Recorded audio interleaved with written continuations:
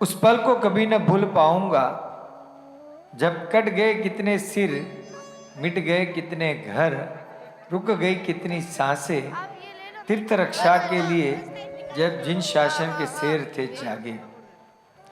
यह था कल का समय जब तीर्थ के लिए कई महापुरुषों ने अपना जीवन समर्पित किया। अभी इस तीर्थ को बहुत कुछ देखना है। यह गिरिराज शाश्वत है। यह गिरिराज स्वयं अपने भावी को देख रहा है। वर्तमान में यह गिरिराज की जो स्थिति है, इस गिरिराज के प्रति हमारा क्या कर्तव्य है। और आज भी यह गिरिराज रक्त देख रहा है। कई साधु साध्वी जी भगवंतों की सेवा जहां पर होती है, लेकिन कहीं साधु साध्वी जी भगवंतों का अकस्मात भी जहां पर होता है, इस भावी को भी शत्रुंजय स्वयं अपनी नजरों से देख रहा है। मेरा क्या देख, अबे वो अच्छा उसको क्या ये हाथ में पकड़ लेगा। हेलो चेक चेक ना एनर 4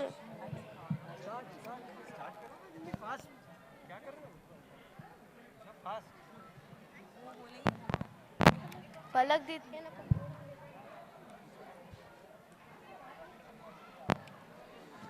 हेलो चेक चेक पलक दीदी चेक पलक दीदी जाओ।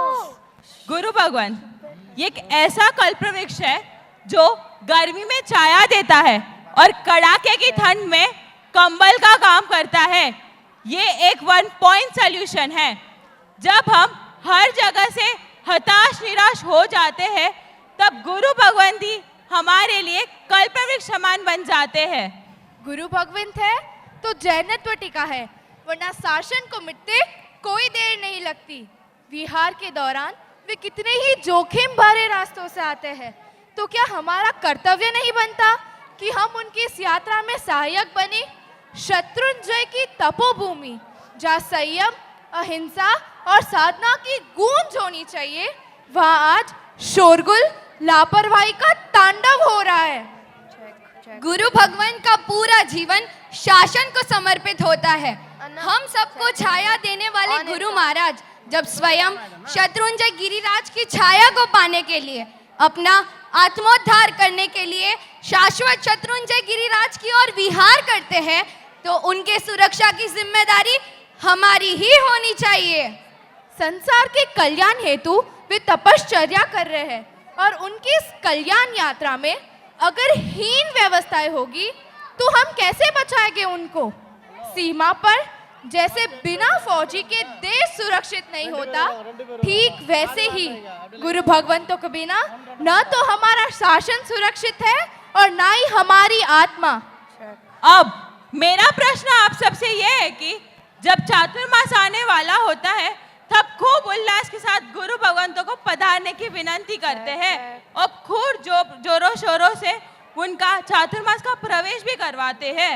उन 4 महीनों में गुरु भगवंत अपना स्वाध्याय साइड में रखकर हम श्रावक श्राविकाओं के हित के लिए रात दिन एक कर लेते हैं। उनके इस त्याग और समर्पण की कीमत हम कभी समझ पाए हैं? और तो और जब फाइनली चातुर्मास खत्म होता है और उनके विहार का समय आता है, तो गली के नुक्कड़ तक उन्हें छोड़ हम समझ लेते हैं कि हमारा कर्तव्य पूर्ण हुआ।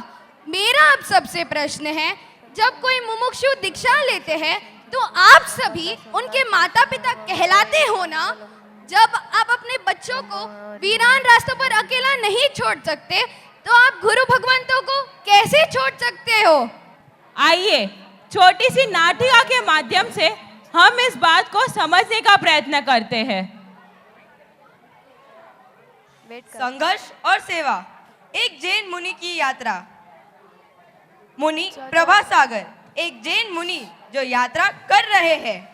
श्रवण, एक जैन भक्त जो मुनि की सेवा और सहायता में हमेशा तत्पर रहता है। अशोक, एक स्थानीय व्यक्ति जो जैन धर्म के बारे में बहुत जानकारी नहीं रखता है। निर्मला, श्रवण की बहन जो एक जैन सामाजिक कार्यकर्ता है। डॉक्टर सुनील, एक डॉक्टर जो मुनि प्रभा सागर का उपचार करता है, स्थानीय पुलिस अधिकारी, दुर्घटना स्थल पर मदद करने वाले।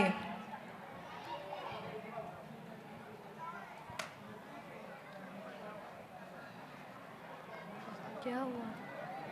क्या हुआ? क्यों करो? जा जा ध्वज, ध्वज जा।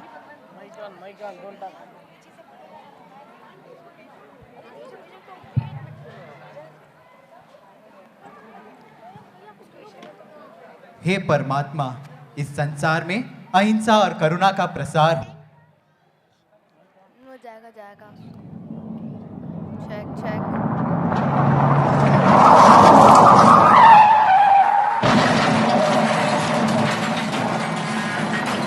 जा जल्दी जा।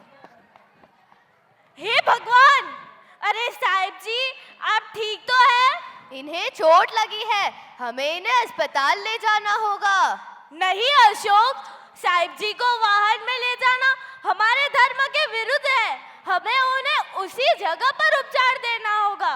लेकिन समय बर्बाद करने से इनकी स्थिति और भी बिगड़ सकती है। मैं डॉक्टर सुनील को बुलाता हूँ, वे पास ही में रहते हैं और जैन धर्म का सम्मान करते हैं। भाई, मैंने डॉक्टर सुनील को खबर दे दी है, वे रास्ते में ही है। और मैंने कुछ और जैन भाइयों को भी बुलाया है ताकि साहिब जी को सहायता दे सके। धन्यवाद दीदी, हमें साहिब जी का ध्यान रखना होगा। हमारे लिए यह धर्म सेवा का समय है। मुनीवर, चिंता ना करें, मैं यहाँ आपके सहायता के लिए हूँ। आप चिंता ना करें, मैं इन्हें फर्स्ट एड दे देता हूँ, परंतु ज़रूरत पड़ी तो इन्हें एम्बुलेंस में ले जाना होगा। बस परेशान होने की कोई बात नहीं, प्रभु की कृपा से वह अभी खतरे से बाहर है। खड़ा उधर।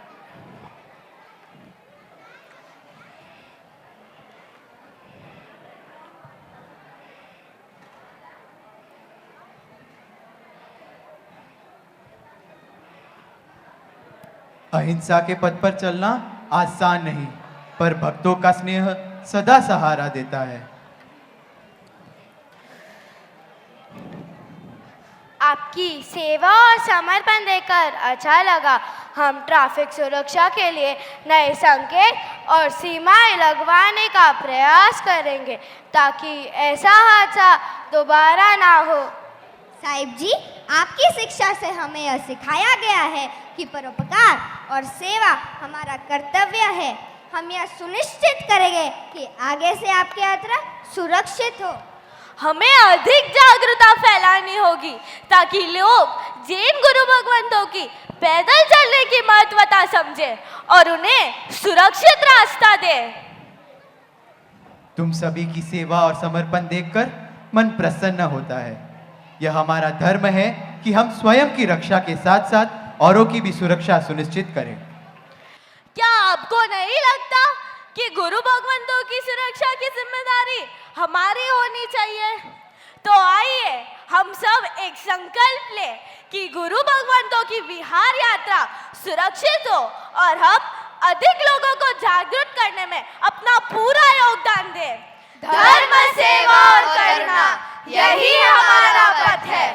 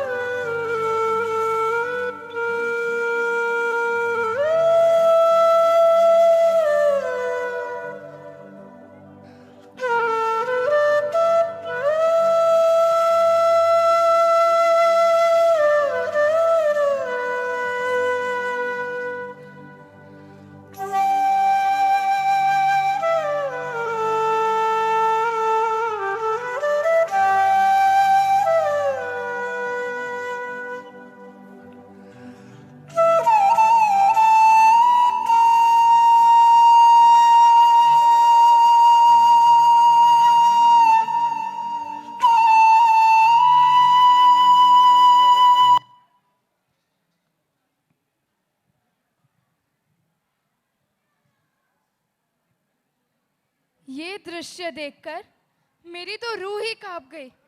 देखे भी नहीं जाते ऐसे भयानक एक्सीडेंट्स। बट ये एक्सीडेंट्स होते क्यों है? अरे ड्राइवर का तो तुम्हें पता ही है ना, शराब के नशे में धुत होकर गाड़ी चलाते हैं और उनके लिए हमारे गुरु भगवंतों की जिंदगी कोई मायने नहीं रखती। इसके लिए हम सभी श्रावक और श्राविकाओं को सतर्क रहने की जरूरत है। आखिर कब तक हम घर में चैन की नींद सोएंगे? अरे दूसरे कास्ट वाले लोग ये भी कहते हैं कि हम जैन लोग अपने बच्चों की धूमधाम से दीक्षा करवा के उन्हें रास्ते पर मरने के लिए छोड़ देते हैं। साधु ने तो केवल धर्म मार्ग को चुना है, पर क्या उनका जीवन इतना सस्ता है कि कोई भी तेज रफ्तार वाहन उन्हें कुचल दे? तो भी इसका सॉल्यूशन क्या है? हमें विहार सेवा और व्यावत सेवा ज्वाइन करनी चाहिए, ताकि जब गुरु भगवंत विहार कर रहे हो तो उनके साथ सफिशिएंट लोग हो जो उनके साथ उनके इस विहार में सहायक बने। और इसमें श्रावक ही नहीं, हम श्राविकाएं भी अपना योगदान दे सकती है। अगर सिटी के बाहर जाना हो तो सेफ्टी के लिए श्रावक जाए, लेकिन अगर सिटी में ही विहार करना हो, किसी हॉस्पिटल जाना हो, किसी उपाश्रय जाना हो या किसी विशेष काम से मंदिर जाना हो तो बहनें भी अपना योगदान दे सकती है।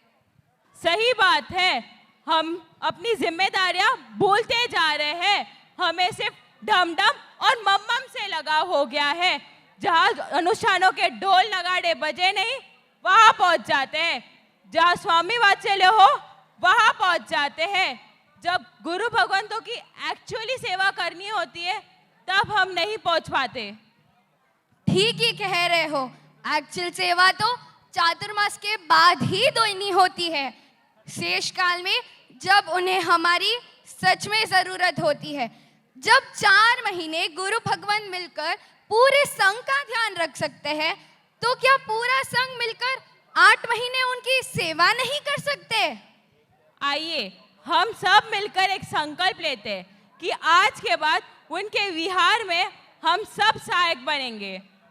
संकल्पों की मशाल लिए मुनिराज चले निसंक पथ पर, ना मोह ना माया, बस विहार करे आत्मा उद्धार, बस विहार करे आत्मा उद्धार।